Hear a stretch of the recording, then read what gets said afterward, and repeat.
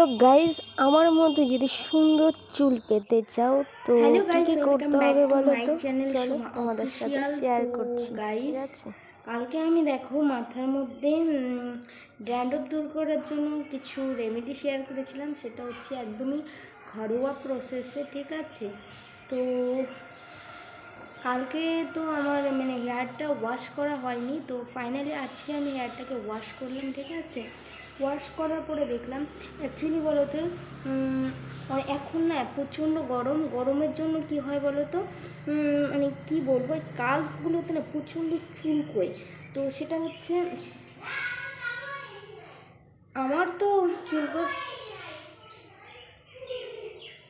আর কেন বলো তো, এই যে চুলকোনোর কারণটা হচ্ছে কি বলো তো, কি বলো তো, যারা বাইরে বাইরে কাজ করে তাদের তো প্রচণ্ড ধুলোবালি লেগেই যায়, হ্যাঁ, হেয়ারে। আর তাছাড়াও যারা হচ্ছে একটু কি বলো লেটে হচ্ছে ও চুলটাকে ওয়াশ করো, কি সপ্তাহে সপ্তাহে না করে একটু লেটে করো, হ্যাঁ, তো তাদের জন্য হচ্ছে বেশি ধুলো লেগে গেলেও কালকে প্রচণ্ড চুলকোয়। তো সেক্ষেত্রে আমি এই জিনিসটাকে আমি আমার যতটা অভিজ্ঞতা দিয়ে আমি জানতে পারলাম, সত্যি কথা বলতে আমি অনেক শ্যাম্পু অনেক কিছু আমি এই হেয়ারের জন্য আমি যখন আগে স্ট্রেট করেছিলাম হেয়ারটা, ঠিক আছে, তারপরের দিকে আমি অনেক রকমের শ্যাম্পু ইউজ করেছি, অনেক কিছু দিয়েছিলাম।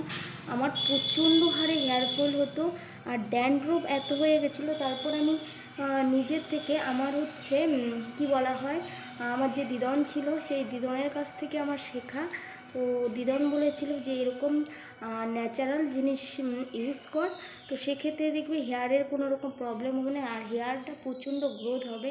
তো গাইস, আমি যখন চুলটা কি বলবো স্ট্রেট করার পরে প্রথম তো মোটামুটি 1-1.5 মাস 1 ইয়ারের জন্য করেছিলাম। 6 মাস মোটামুটি খুব ভালো ছিল আমার হেয়ারটা, ঠিক আছে, এত সুন্দর হেয়ার ছিল। তারপরে যখন আমি আর হেয়ারটার কোনো রকম আমি যত্ন নিতে পারিনি, ঠিক আছে, যার জন্য পরে আমার হেয়ারটা এত কি বলছিল উঠছিল, এত হেয়ার ফল হচ্ছিল, আমি নিজেকে ভাবতে পারছিলাম যে আমি কি করে কি করব। তখন তো কোনো রকম কোনো প্রসেস, যে যেরকম কথা বলতো সেরকমই আমি আমার হেয়ারে ইউজ করতাম। আর এর ফলে কী হতো জানো, অ্যাকচুয়ালি আমার এত হেয়ার ফল হয়েছিল।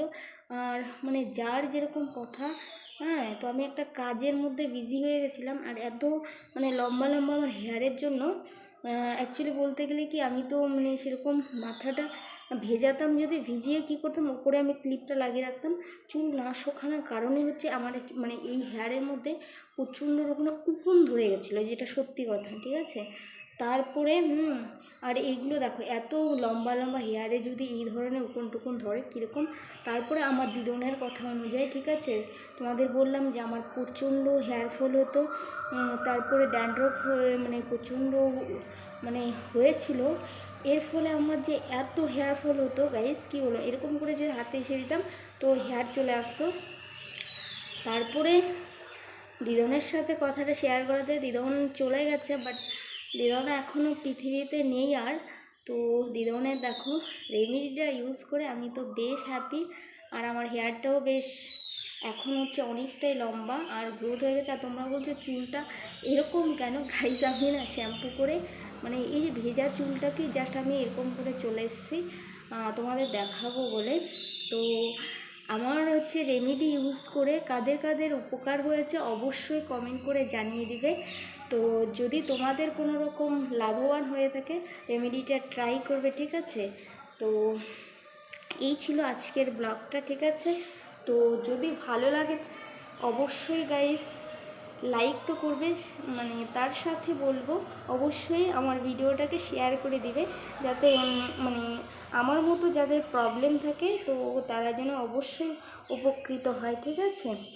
আর আশা করব আমার এই রেমেডিটা তোমরা ইউজ করার পরে তোমাদের হেয়ার ফল যাদের হতো আর হবে না। আর হচ্ছে ড্যান্ড্রফটা একদমই একদম সারা জীবনের জন্য খতম হয়ে যাবে। তো ভিডিওটা যদি ভালো লেগে থাকে গাইস একটা লাইক দিয়ে পাশে থাকবে। যারা নতুন বন্ধু রয়েছে, নতুন দেখছো, চ্যানেলটাকে সাবস্ক্রাইব করে দিয়ে যাবে, ঠিক আছে। আমি এরকমই নিত্য নতুন ডেইলি ব্লগ দিতে থাকি। যদি ভালো লেগে থাকে অবশ্যই চ্যানেলটাকে সাবস্ক্রাইব করে দিবে, ঠিক আছে।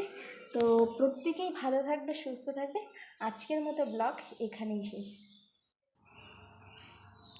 তো গাইজ ভিডিওটা ভালো লাগলে প্লিজ একটা লাইক করে দিবে, নতুন বন্ধু যারা রয়েছে চ্যানেলটাকে সাবস্ক্রাইব করে দেবে। চলো।